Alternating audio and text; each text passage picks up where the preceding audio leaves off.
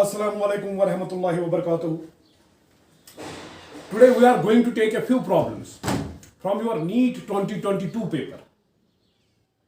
अभी जो recently NEET का एग्जाम कंडक्ट हुआ है उसमें से हम कुछ प्रॉब्लम्स लेने जा रहे हैं आज.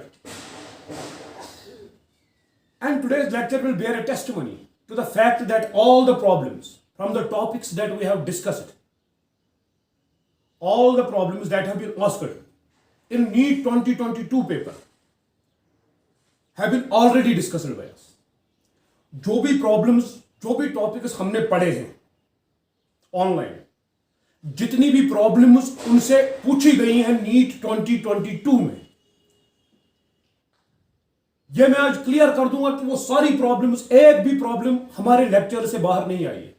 हमने सारी प्रॉब्लम्स यहां पे डिस्कस की हैं. आप लोगों को एक एक प्रॉब्लम दिखाई है. हल्का फुल्का कहीं पे चेंज है, बाकी सब कुछ डिस्कस हो चुका है. ठीक है, मैं आपको डेट और वेन्यू, किस दिन हमने किस लेक्चर में कौन सी प्रॉब्लम डिस्कस की है, वो भी मैं आज आपको क्लियर कर दूंगा. ठीक है, देखो जी, जो मेरे पास अभी रिसेंटली एक पेपर आया है नीट का, मुझे पता नहीं है किस सीरीज का है, क्या है. इसमें जो सबसे पहला क्वेश्चन है आपका, two objects of mass 10 kg and 20 kg respectively are connected to the two ends of a rigid rod of length 10 meter with negligible mass. ठीक, the distance of the center of mass of the system from 10 kg mass is. मैं आपको बता दूंगा date भी, ये मैंने किस date को ये प्रॉब्लम आपको दिखाई है. May 22, मैं लिख देता हूं यहां पे, May 22 को ये प्रॉब्लम 2021 में मैंने ऑलरेडी ये प्रॉब्लम दिखाई है आप लोगों. आप लोग हमारी वीडियोस में जाओ, जो मई 2021 में जो हमने लेक्चर अपलोड किया है उसमें ये प्रॉब्लम ऑलरेडी दिखाई गई. We have already discussed this problem दिया. ये प्रॉब्लम पहले ही हो चुकी है. ठीक है, मैं फिर से आपको इसका सोल्यूशन दिखाता हूं, ऐसी कोई बात नहीं. देखो जी, इसमें क्या पूछ रहे हैं, लेकिन मैं आपको क्लियर कर दूंगी. May 22, 2021 को मैंने ये प्रॉब्लम पहले ही आपको दिखाई है. मैं मोटी प्रॉब्लम हम उससे ऑलरेडी सही प्रॉब्लम जो नीट मज प्रेसमस वन एज मास 2 kg बदल 4 kg तक सह इशू किया. ठीक है, मैं दिखाता हूं फिर.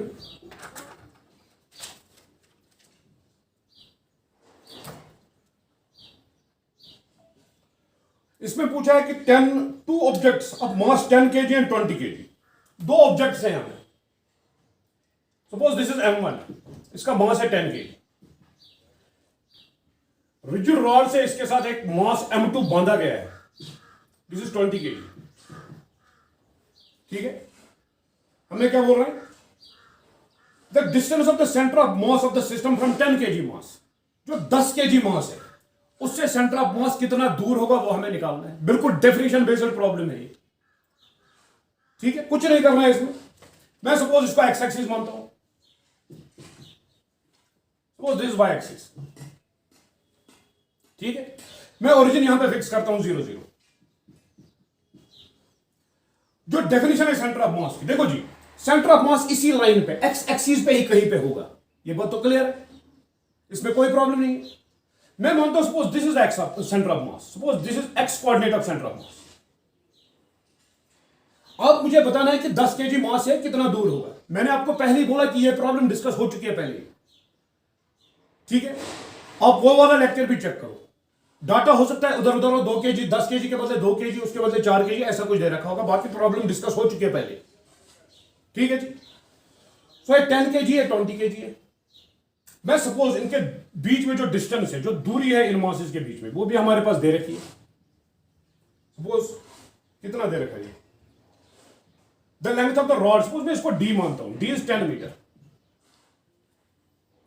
मेरे पास जो डेफिनेशन है सेंटर ऑफ मास की, एक्सियम, देखो चूंकि centre of mass x axis पे ही लाई करेगा, कहीं सेंटर ऑफ मास का सिर्फ एक्स कोऑर्डिनेट होगा, वाई कोऑर्डिनेट इसका 0 होगा. ये बात तो तय है. इसलिए मैं लिख रहा हूं सेंटर ऑफ मास जो है एक्स कोऑर्डिनेट उसका, that will B 1/m total mass of the system, sigma MIX है. यहां पे 2 मासेस हैं, आयरन इज फ्रॉम 1 to 2. ऐसे भी लिख सकते हो आप, या ऐसे डायरेक्टली लिख सकते हो, सिग्मा MIX है, ऐसी कोई प्रॉब्लम नहीं. That will be equal to 1 by mass, total mass of the system, that is M1 plus M2.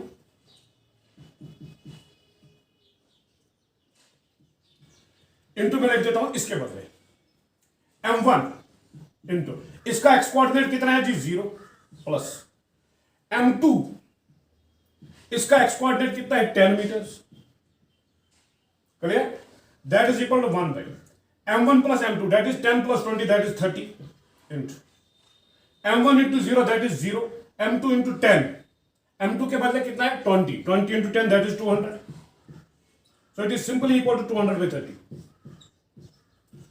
0 0 cancel it is 20 by 3 जो ये डिस्टेंस है ये यहां से यहां तक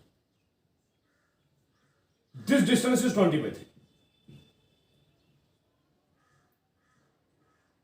ठीक है अगर आपको कोई पूछेगा m2 से इसकी दूरी कितनी है आप क्या बोलोगे उसको टोटल डिस्टेंस है 10 मीटर 10 में से आप 20 by 3 निकालोगे जो डिस्टेंस होगी वो m2 से दूरी होगी इसकी ऐसे भी आपको क्वेश्चन पूछ सकता था लेकिन क्वेश्चन बहुत ही आसान है उन्होंने पूछा है m1 से कितनी दूरी है इसकी तो हमने डायरेक्ट ये फार्मूला लगा दी इसमें फार्मूला बेसिकली क्वेश्चन है तो हमारे पास आंसर आ गया मैं आपको फिर से बता दूं ये प्रॉब्लम डिस्कस मैंने पहले ही की है I have already discussed this problem on May 22 2021 अब दूसरे प्रॉब्लम देखते हैं क्या है इसमें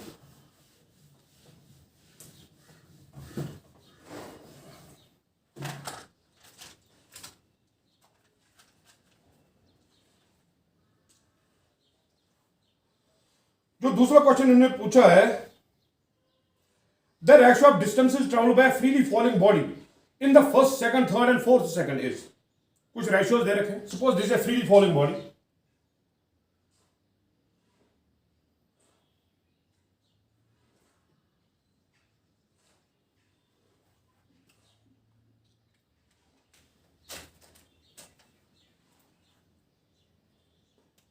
सपोज ये कोई बॉडी है this A free falling body यानी कि इसको हमने ड्रॉप किया है that means initial speed is 0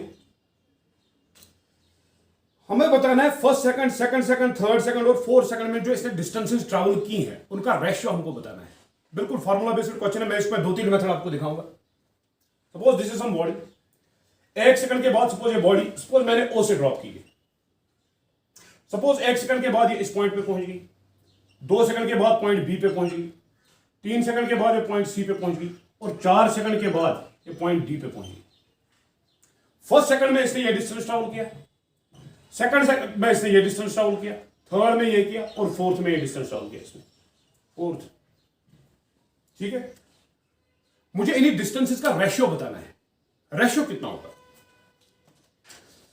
इसमें आप हेडिंग दे दो मेथड 1 मेथड फर्स्ट मेथड जो इसमें है उसमें मैं डायरेक्टली फॉर्मूला यूज करूंगा distance travel by nth second s nth that is equal to u plus a by 2 into 2n minus 1 ये मेथड फर्स्ट है इसका मुझे देखना है फर्स्ट सेकंड में कितनी डिस्टेंस इसने ट्रैवल की मैं लिखूंगा s first since it is a free it has been dropped the body has been dropped तो मैं 0 लिखूंगा यहां पे इनिशियल स्पीड प्लस a के बदले g by 2 into 2 into n के बदले 1 minus 1 that is g by 2 into 2 minus 1 that is g by 2 clear first second यानी कि ओ डिस्टेंस इतनी है अब सेकंड में मुझे देखना है कितनी चली है बॉडी सेकंड में चली है ए बी डिस्टेंस मैं लिखूंगा इसी फॉर्मूला से S second that is once again u plus a by 2 into 2n minus 1 since the body has been dropped इसकी इनिशियल स्पीड भी वही होगी जो OA के लिए होगी 0 प्लस a बाई 2 a के बदले g by 2 into 2n minus 1 यानी कि दूसरे सेकंड में मुझे देखनी है that is 2 into 2 minus 1 that is g by 2 into 4 minus 1 that is 3 यानी कि that is 3g by 2 clear अब मुझे देखना है s थर्ड तीसरे सेकंड में बॉडी कितनी चले फिर से initial speed 0 plus g by 2 आएगा यहां पे इंटू यहां पे आएगा 2 इंटू 3 माइनस 1 यानी कि g by 2 into 6 minus 1 that is 5g by 2 ठीक है मुझे S4 में ऐसे ही निकाल सकता हूं S5 में ऐसे ही निकाल सकता हूं S6 में ऐसे ही निकाल सकता हूं मैं इसमें एनालॉजी देख रहा हूं अब देखो किस तरह से यहां पे g बाई 2 है यहां पे g बाई 2 को मल्टीप्लाई हो रहा है 3 यहां पे 5 हो रहा है जो नेक्स्ट आएगा उसमें 7 होगा जो उसके बाद आएगा उसमें 9 होगा 11 यानी कि ये ऑड रेशियोज आती है। मुझे सिंपली निकालना है S first is to S second is to S third, so on so forth. ठीक है, मैं लिखूंगा एस फर्स्ट के बदले कितना है G by two is to what is S second, that is 3g by two, what is S third, that is 5g by two. G by two cancel हो जाएगा, यानी कि रेश हो जाएगा, that is 1:3:5, so on so forth. अगर हम लिखेंगे आगे, that is 7:9:11 whatever it is. आपको इन्हीं 4 केसेस का पूछा गया है 4 तक, 1:3:5:7, ये इसका आंसर हो जाएगा मेथड फर्स्ट से, अगर मैं डायरेक्ट फॉर्मूला यूज करूं तब। ठीक है, अब इसमें दूसरे मेथड पे आ जाते हैं। यह प्रॉब्लम जो है वर्मा सर की एक प्रॉब्लम है, मैं आपको बताता हूं।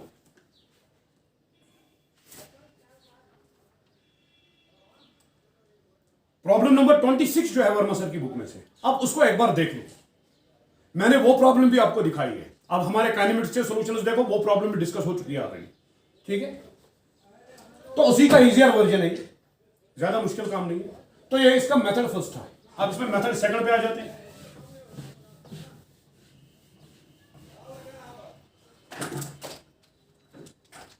अब आप देखो मेथड सेकंड में मैं क्या करने जा रहा हूं। सेकंड मेथड जो इसका होगा, मुझे रेशियो निकालना है OA is to AB is to BC is to CD। यानी कि फर्स्ट सेकंड में OA चला है, दूसरे सेकंड में AB चला है, तीसरे सेकंड में BC चला है, चौथे सेकंड में ये CD डिस्टेंस चला है। मुझे इनका रेशियो निकालना है। मैं सबसे पहले OA करूंगा, मैं लिखूंगा फॉर OA।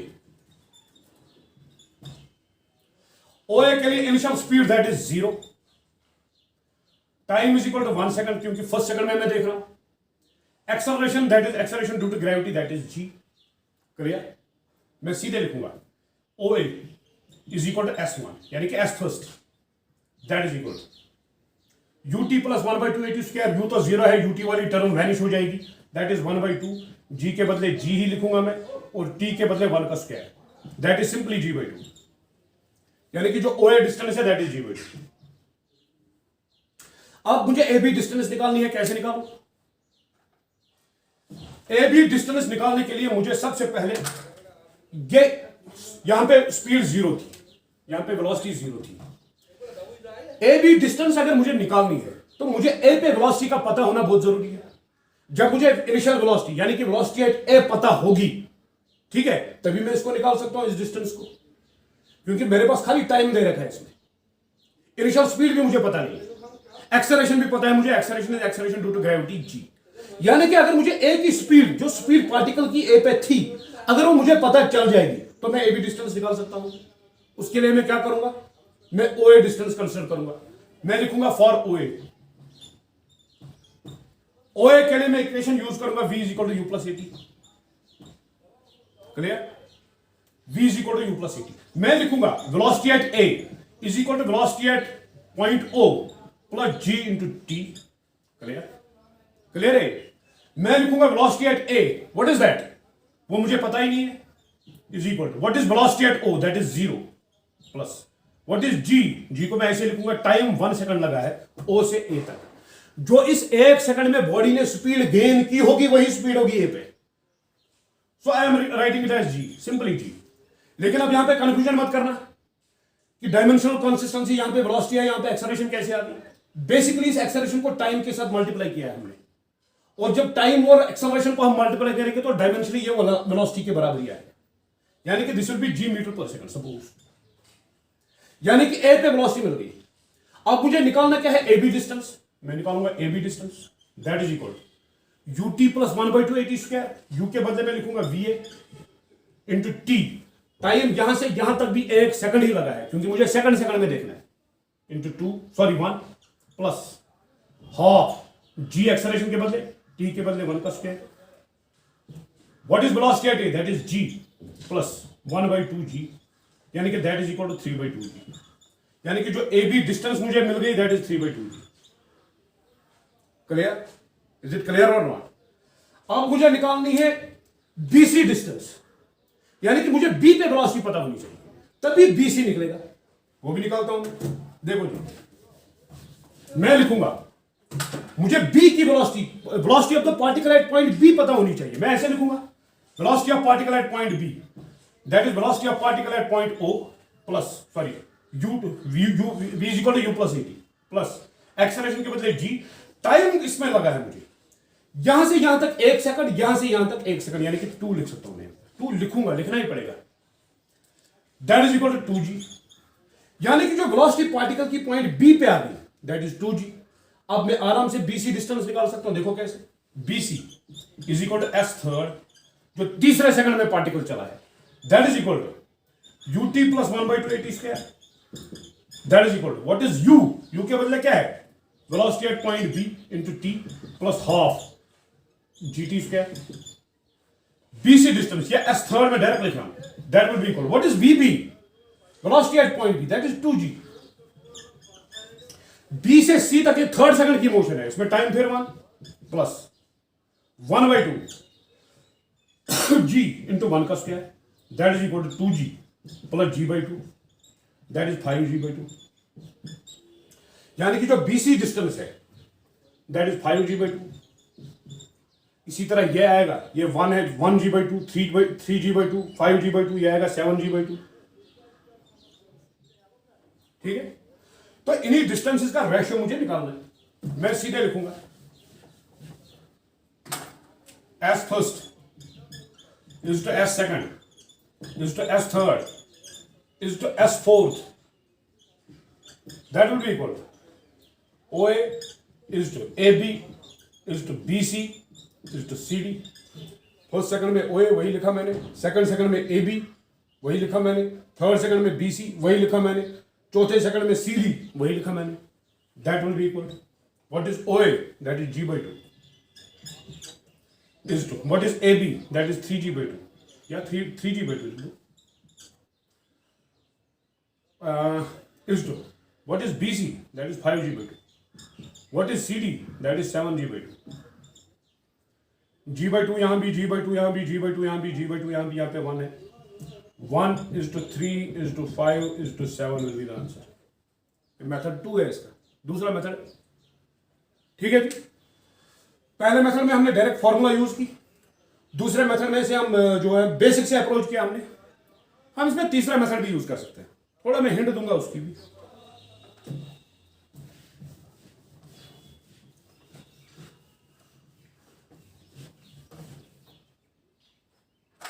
फिर से वही बॉडी है,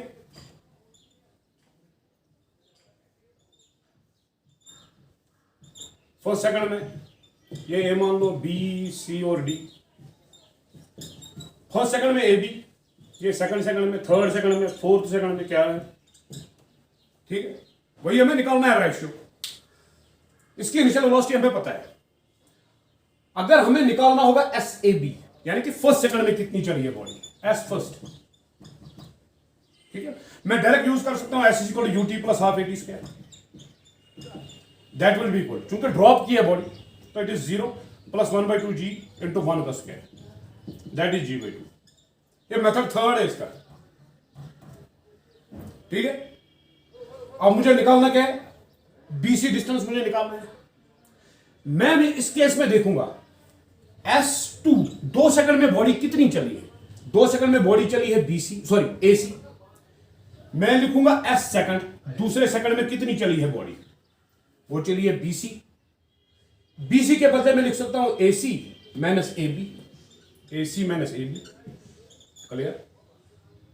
AC मुझे पता है, AC में निकाल सकता हूं आराम से, UT प्लस 1/2 AT स्क्वायर, मैं डायरेक्ट लिख सकता हूं, इसमें U 0 है, 1/2 into what is G, acceleration due to gravity G। AC के लिए जो मोशन है वो 2 सेकंड की है, तो यहां पे मैं 2 का स्क्वायर लिख देता हूं माइनस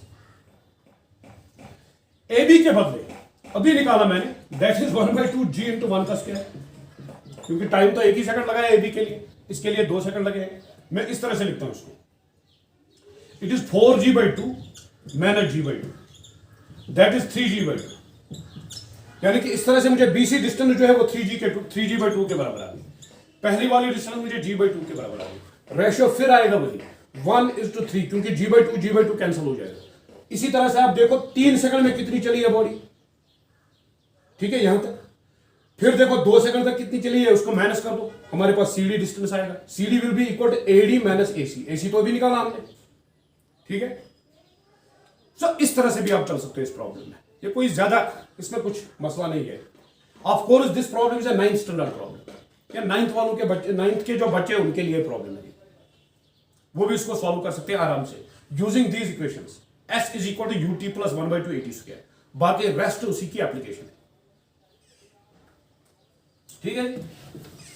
तीसरा क्वेश्चन जो आपको पूछा गया है वो भी मैं बताता हूं मैंने किस डेट पे दिखाया।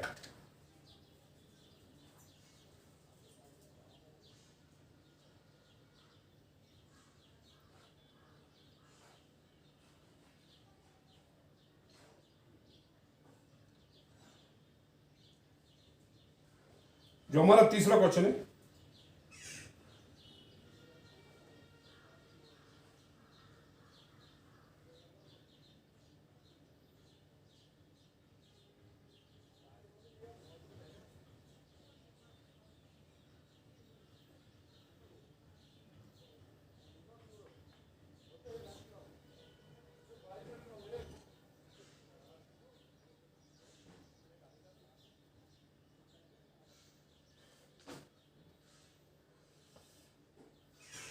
एक मिनट आप रुको, क्वेश्चन ही नहीं दिख रहा कहीं।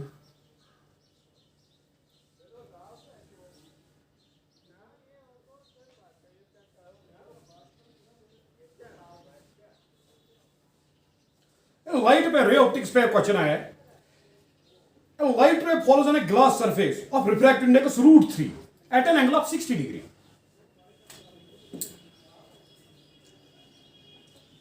मैं पहले आपको बताता हूं ये क्वेश्चन मैंने किस डेट पे दिया है और ये किस बुक से लिया गया है, ठीक है जी। A ray, light ray falls on a glass surface of refractive index √3 at an angle of 60 degree. Find the angle between the refracted and the reflected rays. The angle between the refracted and the reflected rays would be, refracted index √3 है इसका, at an angle of 60 degree आ रही है। ये question आप देख लो जो SC Verma sir की book है क्लास 10th के लिए, ठीक है, फाउंडेशन साइंस फिजिक्स, उसमें मैंने ये क्वेश्चन दिखाया है 17 जून को, 17 जून को मैंने ये क्वेश्चन दिखाया। उसमें एंगल ऑफ रिफ्रैक्शन आप कैसे निकालोगे वो मैंने दिखाया है। यहां पे ग्लास स्लैब दे रखी है, वहां पे उसने प्लास्टिक रखा है, इतना ही फर्क है, बाकी कुछ नहीं है, डाटा भी हूबहू सेम है। रिफ्रैक्टिव इंडेक्स यहां पे भी √3, वहां पे भी √3, एंगल ऑफ इंसिडेंस यहां पे दे रखा है, वहां पे एंगल ऑफ रिफ्रैक्शन दे रखा है, इतना ही फर्क है, बाकी सब सिनेरियोस पे बेस्ड क्वेश्चन है, कोई रॉकेट साइंस नहीं है इस क्वेश्चन में, बहुत ही सिंपल क्वेश्चन है। अभी दिखाता हूं,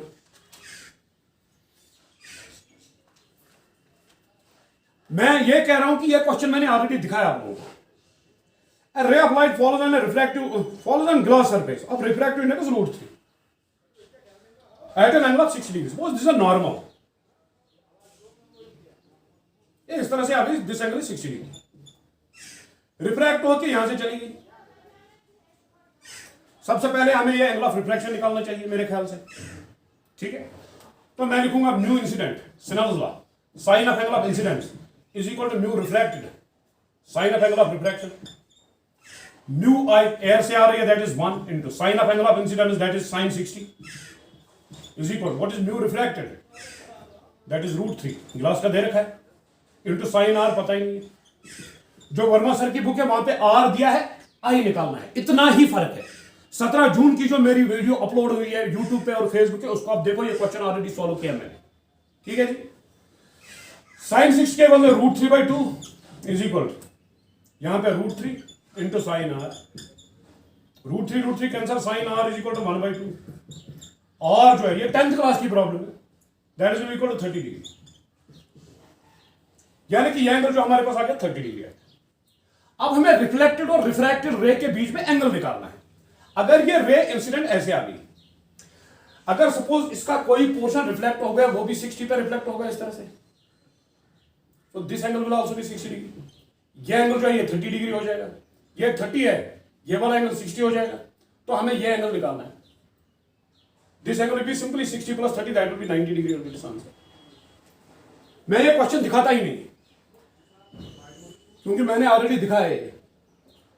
हमें रिफ्लेक्टेड और रिफ्रैक्टेड रे के बीच में एंगल निकालना है, इसमें कोई प्रॉब्लम ही नहीं है इस क्वेश्चन में, बहुत ही सिंपल क्वेश्चन है, मैंने ऑलरेडी दिखाया, मैं फिर से कह रहा हूं। I have already discussed this question. ठीक है जी।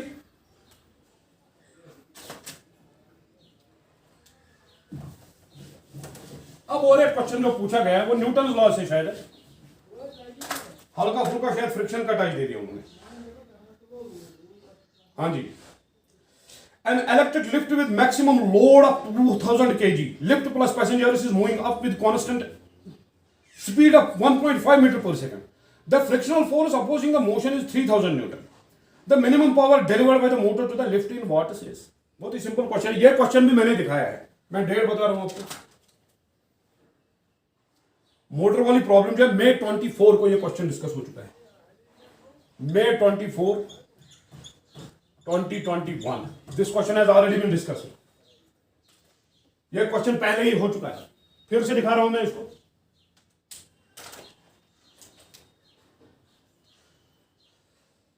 An electric lift with a maximum load।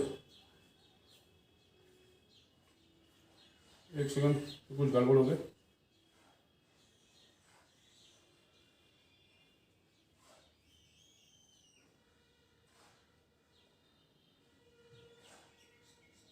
हाँ जी।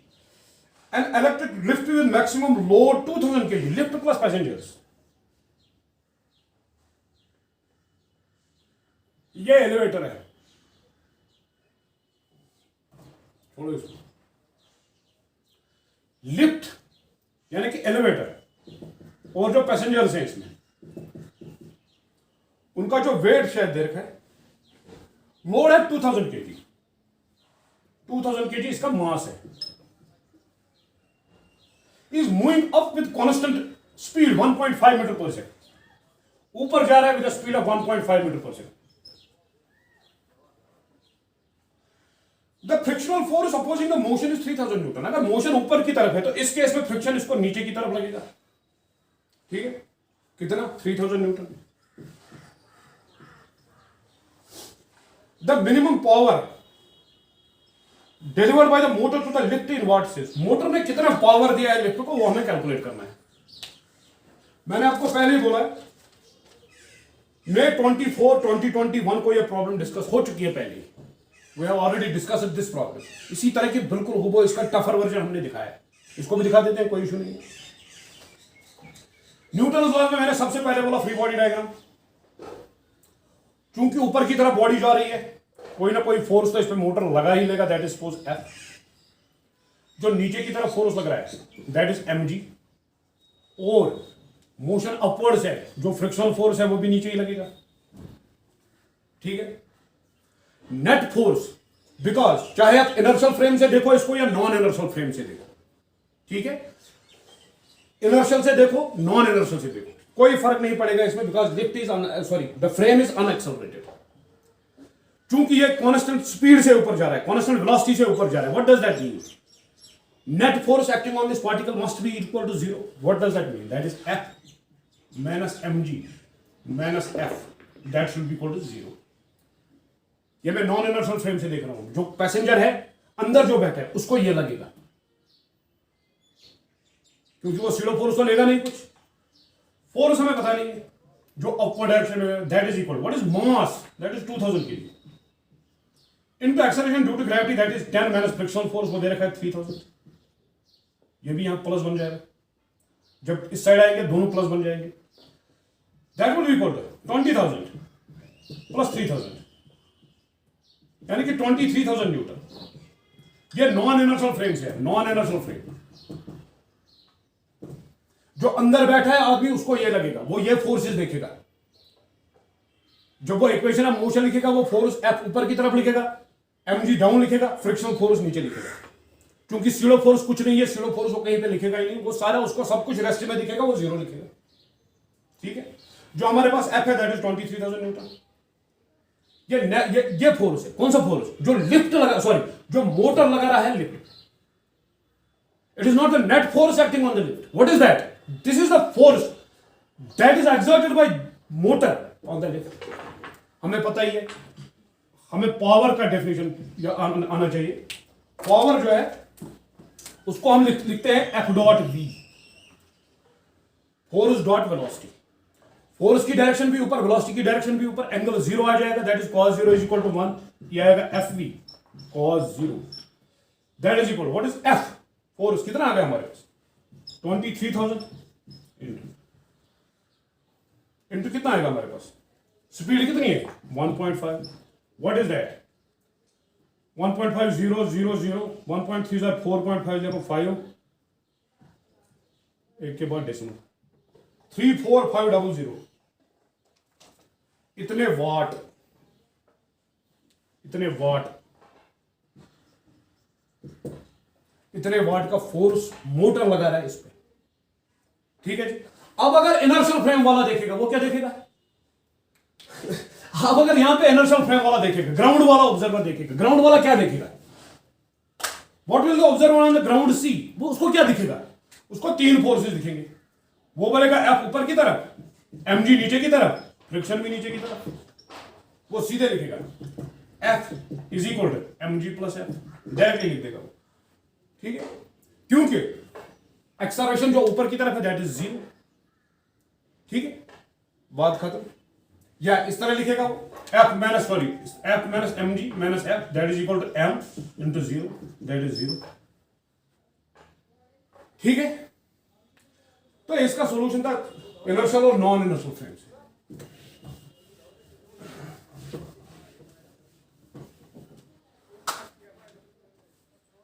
अभी शायद और एक प्रॉब्लम है इसमें,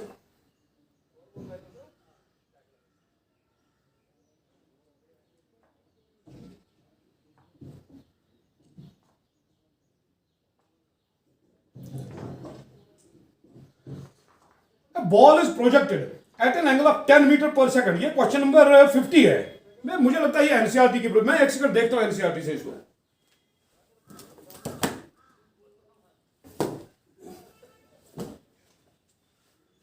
पार्ट सेकंड है, पार्ट फर्स्ट कहां है इसका,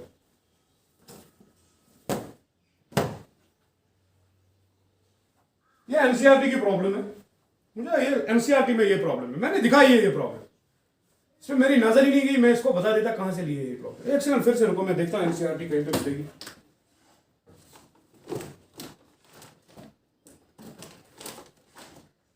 just a minute,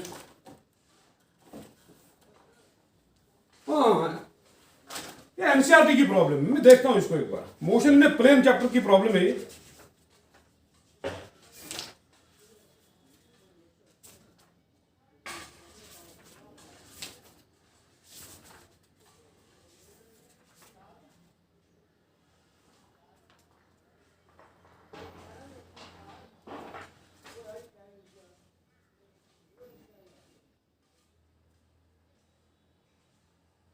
question number 4.32 देखो आप एनसीईआरटी में से, ठीक है। इसमें लिखा है show that for a projectile the angle between velocity and the axis is a function of time theta t is equal to इतना। एनसीईआरटी की ही प्रॉब्लम है।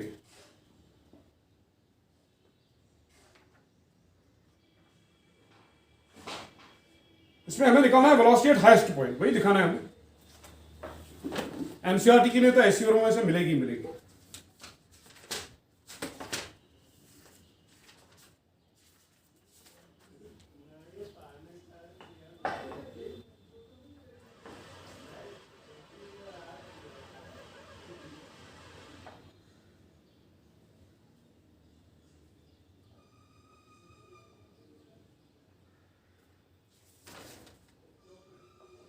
लेकिन इस तरह की प्रॉब्लम मुझे याद है, मैंने दिखाई है इस तरह की प्रॉब्लम, फिर से मैं दिखाता हूं, कोई इशू नहीं है इसमें।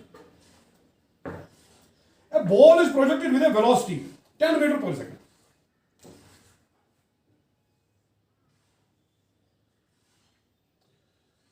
बॉल को प्रोजेक्ट किया है गया with velocity of 10 metre per second.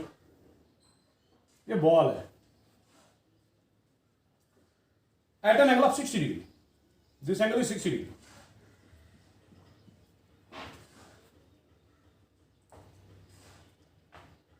It is speed at the highest point of its trajectory will be, ठीक है। हमें बताना है जो इसकी स्पीड है यहां पे वो कितनी होगी, जो इसकी स्पीड यहां पे होगी वो कितनी होगी। It is speed at the highest point of the trajectory will be, देखते हैं कितनी होगी। स्पीड किस स्पीड से प्रोजेक्ट की है? ये 10 मीटर पर सेकंड है, ठीक है। At the time of projecting the ball, इसके वेलोसिटी के दो कंपोनेंट्स होंगे, एक होगा एक्स कंपोनेंट इस तरह से, सपोज दिस इज यू, एक होगा यू कॉस थीटा और इस तरफ होगा यू साइन थीटा, ठीक है जी। ये 60 डिग्री, इसको मैं थीटा मान के चलता हूं। मैं सबसे पहले इसकी वेलोसिटी जो है हॉरिजॉन्टल डायरेक्शन में, वो तो चेंज नहीं होगी, यानी कि जो हॉरिजॉन्टल कंपोनेंट वेलोसिटी का यहां पे होगा that will also be you cos 60 degree. लेकिन वर्टिकल कंपोनेंट चेंज होगा, और वो कितना होगा यहां पे? That will B zero, highest point पे वेलोसिटी कितनी होगी इसकी? वर्टिकल कंपोनेंट, ये वाला कंपोनेंट, क्योंकि अगर इसका वर्टिकल कंपोनेंट होता तो बॉल फर्दर ऊपर जाता, यानी कि यहां पे एक ही कंपोनेंट है वेलोसिटी का, that is you cos 60। You कितना दे रखा है? 10 इंटू व्हाट इज कॉस 60? 1 2√3। 60 का कॉस कितना है? Base by, it is base by hypotenuse, that is 1/2, यानी कि जो हाईएस्ट पॉइंट पे इसकी स्पीड होगी that will B 5 metre per second. Answer क्या है इसका? इस तरह की हजारों प्रॉब्लम्स दिखाइए। 5 metre per second will be its velocity, speed यहां पे, क्योंकि हॉरिजॉन्टल कंपोनेंट चेंज नहीं होगा, जो यहां पे हॉरिजॉन्टल कंपोनेंट होगा वही यहां पे होगा, वही यहां पे होगा, वही यहां पे होगा, वही यहां पे होगा, हॉरिजॉन्टली अनएक्सेलरेटेड है मोशन, ठीक है। वर्टिकल कंपोनेंट डिसलरेट हो रहा है, ये जो यू साइन थीटा है ये पहुंचते पहुंचते यहां तक जीरो हो जाएगा, यानी कि यहां पे सिर्फ बॉडी की एक ही कंपोनेंट होगा, वेलोसिटी का एक ही कंपोनेंट होगा, दैट इज यू कॉस 60। उसके बाद चूंकि ये फिर एक्सेस ग्रेविटी की इन्फ्लुएंस में आ जाएगी, तो इसका वाई कंपोनेंट जो है वेलोसिटी का वो भी थोड़ा बढ़ने लगेगा, ठीक है। तो these were a few problems that we have already discussed and they have been asked in your NEET 2022 paper. इससे काफी टफ प्रॉब्लम्स हमने इसमें दे रखी है। ऑफ कोर्स ये प्रॉब्लम मुझे लगता है ये वाला क्वेश्चन है, ये क्वेश्चन तो मिलना चाहिए ये।